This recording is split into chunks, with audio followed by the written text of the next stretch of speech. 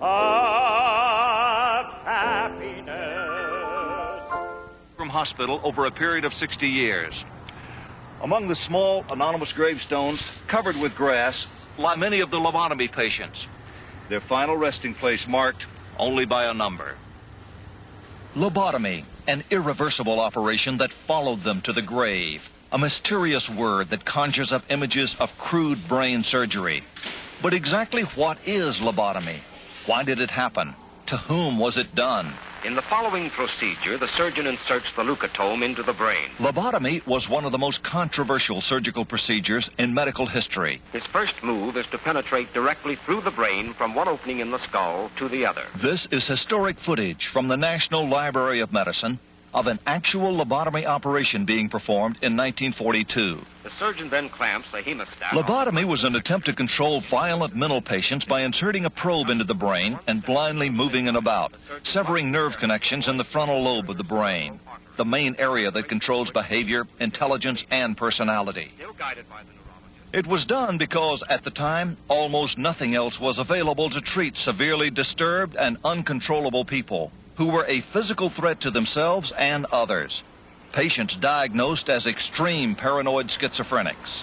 These are people who are out of touch with reality, who believed things that were patently false, who heard voices that weren't there, making them feel badly about themselves. The clinical director of Pilgrim State is Dr. Miklos Losansi. On another extreme, they may get suddenly explosively angry and upset for no apparent reason or for a minor provocation. And these people are not able to function in society at large. Some 1,500 lobotomies were performed in the late 40s and 50s at Pilgrim State's Building 23, where Helen Savarese was the chief operating room nurse. I was about 18, 19 years old at the time, student nurse. I dreaded when I knew I had to come up here. Tom, this was our operating room. The patients would be lined in the hall. The prep had already been done. Their heads were shaven, ready for the lobotomies. And they were brought into this room. And roughly how long did it take to do a lobotomy? 45 minutes. The surgeon would be over here. The patient would be here. At the head of the table? At the head of the table. The drill itself was a hand drill. A hand drill? A hand drill. And the surgeon would drill. We would be handing the instruments. All right. Then they would use a probe. And they would go into the... Through the holes in the skull. That's exactly right. This was as routine as what, a tonsillectomy? Exactly. Exactly. In mental institutions it was. Lobotomy was first done in 1935 by Egas Muniz, a Portuguese doctor. It was pioneered in this country by Dr. Walter Freeman, a Washington, D.C. neurologist who eventually performed over 4,000 procedures. In the late 40s and 50s, it's estimated some 50,000 lobotomies were done in the United States. Remember, there were no antipsychotic drugs at the time, and lobotomy was thought to be a miraculous cure. So much so that in 1949, Dr. Muniz was awarded the Nobel Prize for his work on lobotomy. According to medical experts, it worked for some extreme cases, calming them. A few even returned to homes and families. But for thousands of other less severe cases, including mentally retarded patients and manic depressives, unnecessary lobotomies did irreparable damage.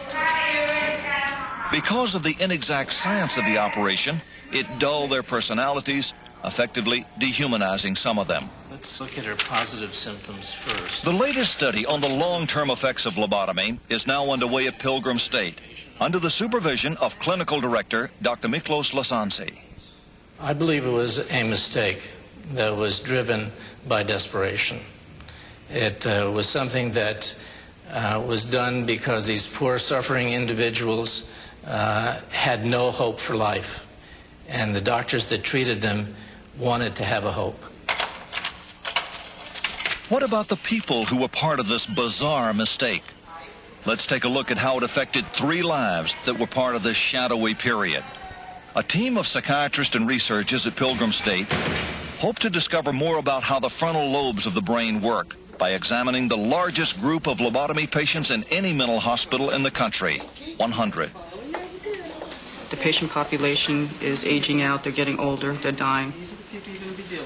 And we don't have access to a group, such a large group, in one spot. and basically will never be able to study these people again without doing it now. How are you today? All right, how are you? The discovery of antipsychotic drugs in the late 1950s ended the lobotomy era. My name is Cynthia. If doctors had been able to treat Pauline White with drugs, Can I call you Pauline? her life may have been significantly changed. She had a lobotomy in 1959 and is now part of the lobotomy study.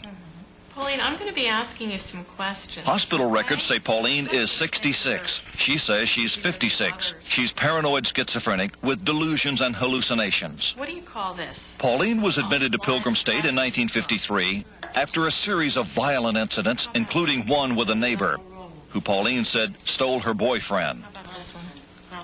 Today, 32 years after the operation, she appears calmer and, according to hospital officials, rarely gets into arguments. Do you have any children?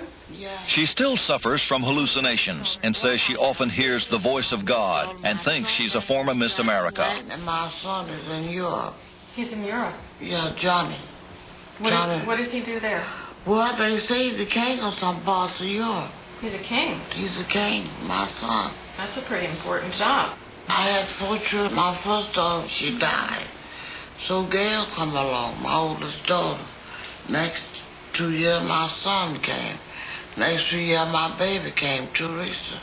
So I have 3 married kids. According to hospital records, Pauline never had children. Recently, Pauline was discharged to a skilled nursing facility nearby to receive constant care. The first step back to being able to take care of herself. Adele Good